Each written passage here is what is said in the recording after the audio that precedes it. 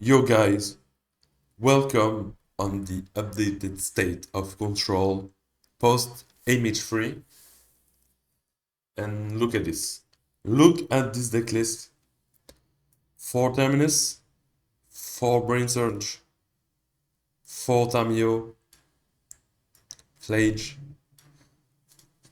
This is the updated state of Jeskai control.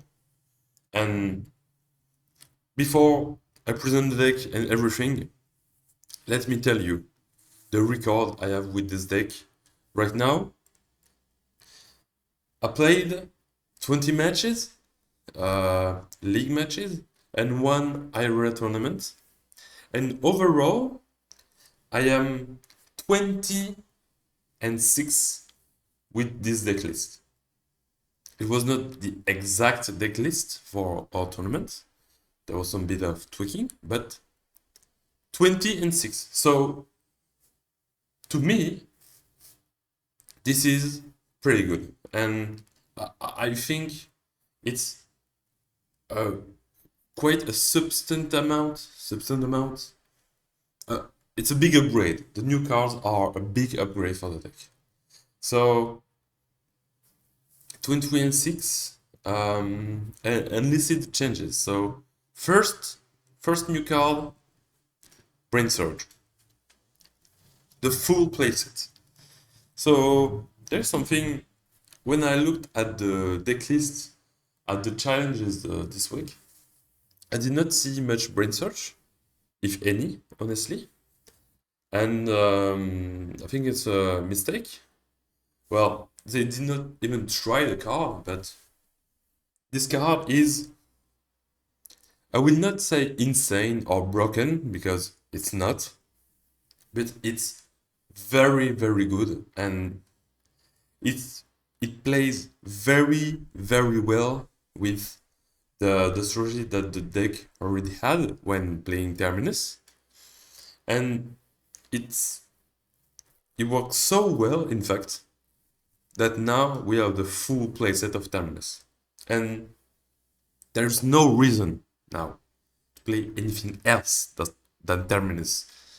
And to play any other card advantage spell than Brain Surge. The combo of those two cards is so good, in fact. I don't see. I will never go back playing Narzet and Teferi and try to Days and Doing stuff. No, I don't need to. This is so good. I want to stay on it. Basically, until there is a big change, a new big change or something else. But so let's talk a bit about Brain Surge. So yes, it's not Brainstorm, but it's a different card in a sense, because yes, it costs 2 more mana, but it's a card advantage spell. You go up on card. So it's not like Brainstorm. It's like you don't compare, I don't know, Ponder and Predict. Those are two different cards. And that's the same thing. Just because you put back card on top doesn't mean that the card has the same purpose in the deck. And this is card advantage. You play this to go up on card, and because it's a Brainstorm, the quality of the cards you draw and you keep in hand is so high after that. It's almost like drawing 3 cards. And especially when you're playing Terminus, sometimes it's 4 cards, because you play Terminus and you just wipe the board, kill 1, 2, 3 creatures, and yeah. And especially the redundancy of the Brainstorm effect to put back makes that now playing a Terminus on turn 4 is so consistent. It's so not easy to do, but or it happens almost every game, honestly. If you don't blind flip it. And a big change now is that before that, when I was playing free terminus, there was a lot of time when I was only playing Brainstorm. A lot of time, terminus was a dead card in my hand. There was nothing I can do with it. Especially when I was keeping starting hand and I had the terminus and no brainstorm, I was like, man, tough luck, you know? It's a dead card for probably a long time. But now with the brain search, if I know that I'm playing against a creature deck, and most of the format is based around creature, well, I actively want to have Terminate in my hand now because that makes sure that I can enact my game plan and finding the brain search or the brainstorm is very high probability now.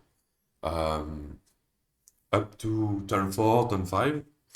And the deck is honestly good enough to survive without the Terminus early, like in game time.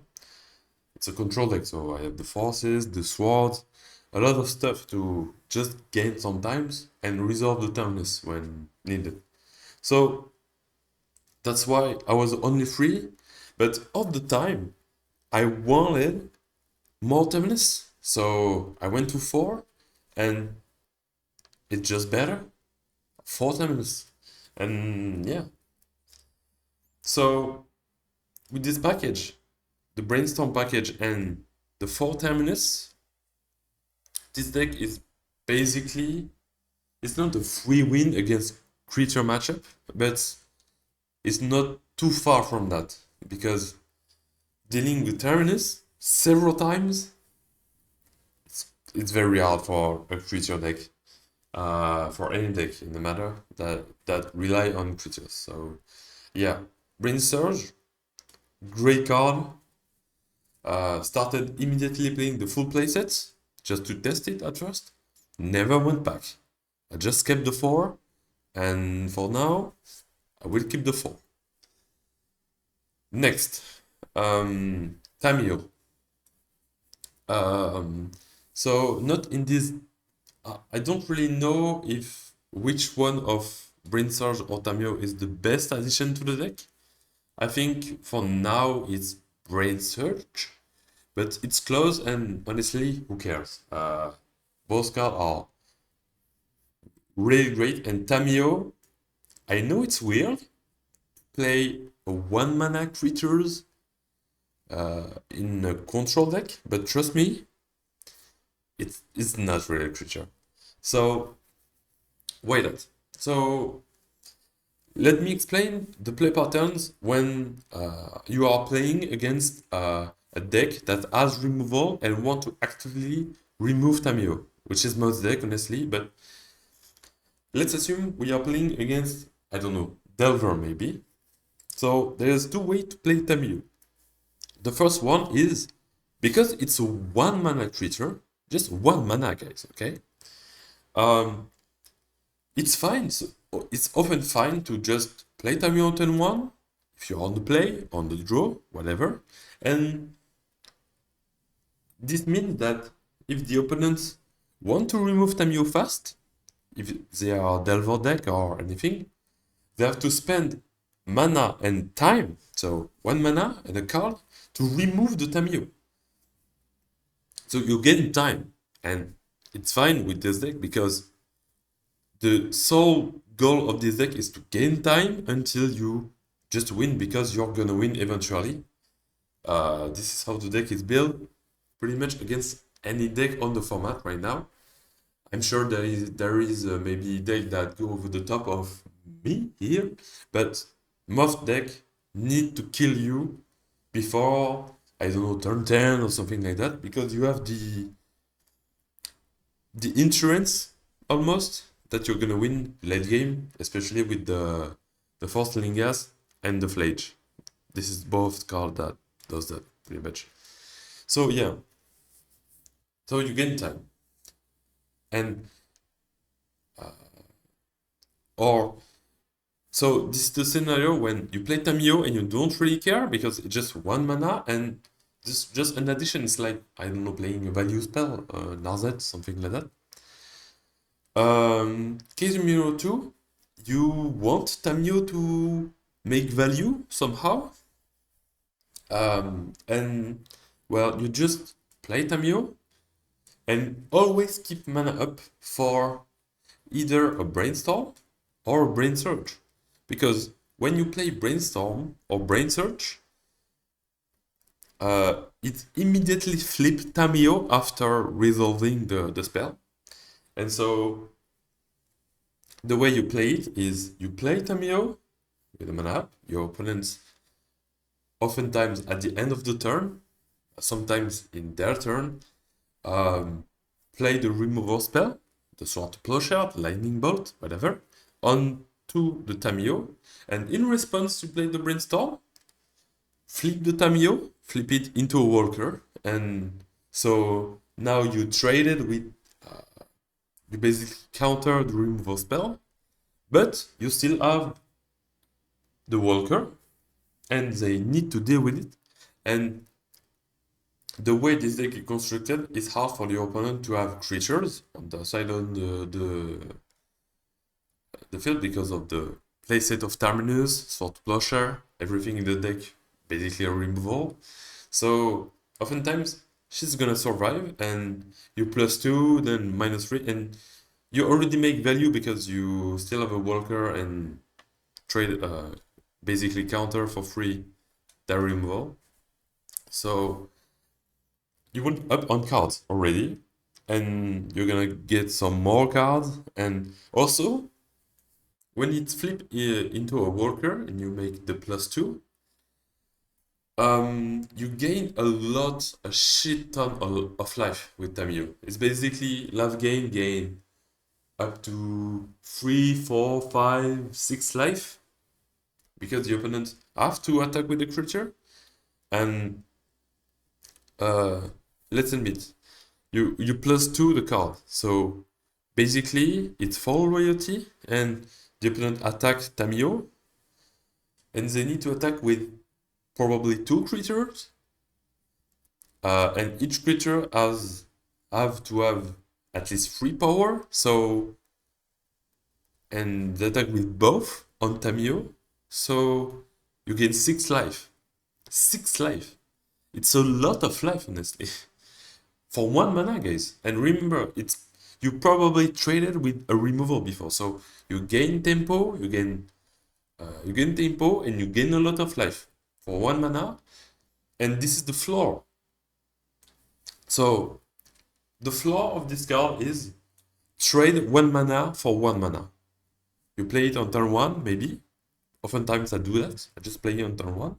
My opponent remove it, and it's fine. Okay, we traded 1 for 1. This is the floor of this card. It's not that bad. Remember, 1 mana investment, guys. What's the upside? Winning the game.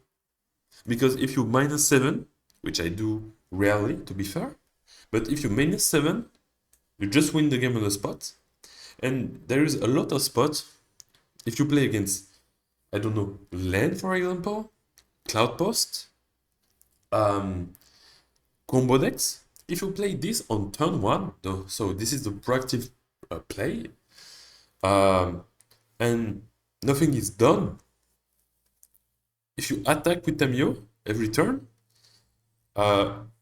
if your opponent does nothing, oftentimes you can spend the 2 mana to crack the clue because of the deck is fully reactive. You don't really mind doing anything because if the game goes long, you are advantage. So oftentimes against those type of deck without removal, Tamio is for the rest of the game, I'm gonna draw 2 cards a turn until you do something. So yeah. And because you want the game to go along, every clues created with Tamio is gonna be used at some point.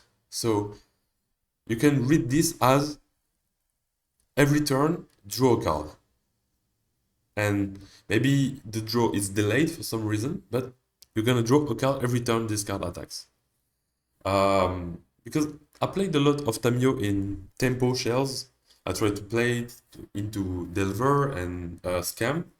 It was not quite as good. It was fine, but not quite as good because I had to be proactive and use my mana to do stuff, and I had never the mana to crack the clues. But in this deck, I have the mana to crack the clues most of the time because you're reactive. You oftentimes against three other creature decks, you can just let your opponent play some creature on the board. You draw some card with Tamio, then you Terminus, and you're up in tempo. You're good. So the card plays extremely well in this deck. So well, in fact, I'm playing the full playset, and I don't think I won't play less than 4 right now. Sometimes it's a bit clunky. You draw a lot of Samio, and she's fine in multiples of 2, but 3, 4, it's quite bad. And it's not that bad because it's a blue card, so you can pitch it to Force of Will. So yeah, this card is incredible. Give a new entire angle to the deck, and also because of the clue that creates setup easily allow you to set up Miracle Terminus onto the opponent's turn. So one play you can do, for example, is Tamio turn 1, attack, create a clue. Turn 2, play Brainstorm, put Terminus back on top, and then on turn 3, you can crack the clue, and on the opponent's turn, so you place Terminus second on the top, and on the opponent's turn, you can crack the clue and Terminus on the attack step of the opponent. So, and I do it not that often because oftentimes Tamio don't live that long, honestly. But when I do it, you basically won the game. So yeah, Tamio, huge improvement to the deck. Insane card, love it. And now we go to the next card, the last card of the deck, Flage. So, if you know the meme, Euro at home, this is basically it. It's not Euro, it's not as good, but honestly, if it was blue, so I don't know, you remove the white or the red for blue, it would be probably as good as Euro, honestly. But it's not as good because you have to force your mana base to be heavy on the non-blue colors, and this means that you cannot rely much on basics. I had to. So the first version of the deck I was on 4 island. I had the typical back to basic mana base of Jeskai, and it was not that good because escaping Flage was very hard, and it was like a turn 7, turn 8 play most of the time. So you need to adjust a bit your mana base, but still, it's fine, honestly. You just play one more Tundra, one more Volcanic Island. You're a bit more fragile to Wasteland. But also, your mana base is your colors, and it's a bit more fluid in the early game. It's more easy to cast your spell without that many basics, also. So it's a trade off. But the payoff you get with Flage is huge, honestly, because it gives you the inevitability, the end game that you need. That before, previously, you had to go deep in green to get Euro, but now you don't need to. You can just stay in your colors, and you have this inevitability. And also, this ends the game very quickly. The life gain is insane. Before that, I was basically solely relying on Triumph, but now that I have Flage, Triumph is not that good, honestly. It's probably the worst card on the deck right now, and it gives you basically a lot of peace of mind with the life gain against creature decks. It's one more removal, so it's the end game, uh, but also an early removal for anything. Your opponent don't really want to counter this, but sometimes has to do it, and then you escape it and they're done. So this is a huge addition to the deck. Um, I won't ever play free because it's it may be a bit clunky. If it was blue and pitchable, I would be on free flage. But since it's not, one or two is fine. I can see only one. It's clearly fine. I like two because it's not. I like to see it. Uh, I like to see it. It's not that bad early on. But yeah, one or two, very good. And then for the rest of the deck, well, it's a typical Jeskai with the removal suite, 6 counter spells, 6 forces. The Lingus very important, especially with Tamiyo, because with Tamiyo -3 you can retrieve the spell. Oftentimes in late game you may cast several Lingus and make sure that you win the game.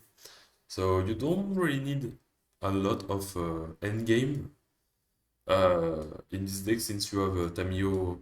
Honestly, only Tamiyo and Lingas will be fine against, I would say, 90% of the metagame. But sometimes having only one endgame, it's a bit low. So it's a bit too few. So you add several more. But as you can, I'm gonna show you after a deck list that only played 2 endgame and it was fine for the league I played with the deck.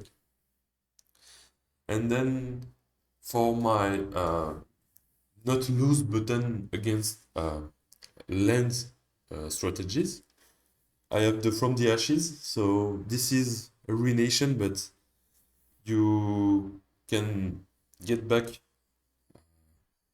for every. Sorry about that. For every non-basics you destroy, you can retrieve a basics. So since you have 5 basics, this allows you to fetch whatever you want early, and then you can play this, and it's fine.